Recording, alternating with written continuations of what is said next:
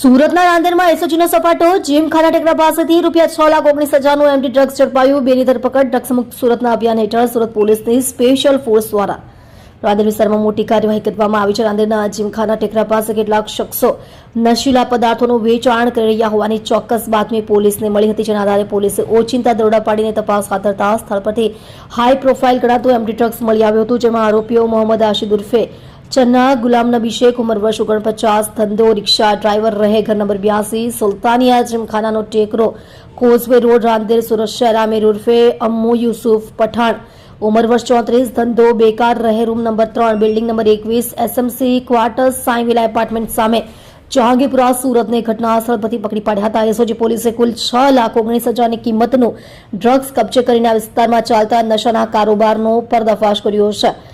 છૂટક બાદ ડ્રગ્સ વેચતા હોવાની કબૂલાત. પોલીસે આ મામલે સ્થળ પરથી મોહમ્મદ શેખ અને આમિર પઠાણ નામના 2 શખ્સોને દબોચી લીધા છે. પ્રાથમિક પૂછપરછમાં બહાર આવ્યું છે કે આ બંને આરોપીઓ સુરતના યુવાધનને બરબાદ કરવા માટે છૂટકમાં એમડી ડ્રગ્સનું વેચાણ કરતા હતા. તેમની ધરપકડ બાદ પોલીસે ડ્રગ્સના જથ્થાના સ્ત્રોત વિશે વધુ ઊંડી તપાસ શરૂ કરી છે. હવે આ બંને આરોપીઓના કોલ ડિટેલ્સ અને અન્ય સંપર્કોની પણ તપાસ કરી રહી છે. મુખ્ય સપ્લાયર જયમીન ગાંધી વોન્ટેડ જાહેર. પોલીસની તપાસમાં ડ્રગ સપ્લાય કરનાર મુખ્ય સૂત્રધાર તરીકે જયમીન ગાંધીનું નામ સામે આવ્યું છે. ઝડપાયેલા આરોપીઓએ કબૂલાત કરી છે કે તેઓ જયમીન ગાંધી પાસેથી ડ્રગ્સનો જથ્થો લાવતા હતા. પોલીસે જયમીન ગાંધીને વોન્ટેડ જાહેર કર્યો છે અને તેને ઝડપી પાડવા માટે અલગ અલગ ટીમો બનાવી શોધખોળ તેજ કરી છે. રાંદેર જેવા ગીચ વિસ્તારમાં ડ્રગ્સ પકડાતા સ્થાનિક રહીશોમાં પણ જાગૃતિ અને સુરક્ષાને લઈ ચર્ચાઓ શરૂ થઈ છે.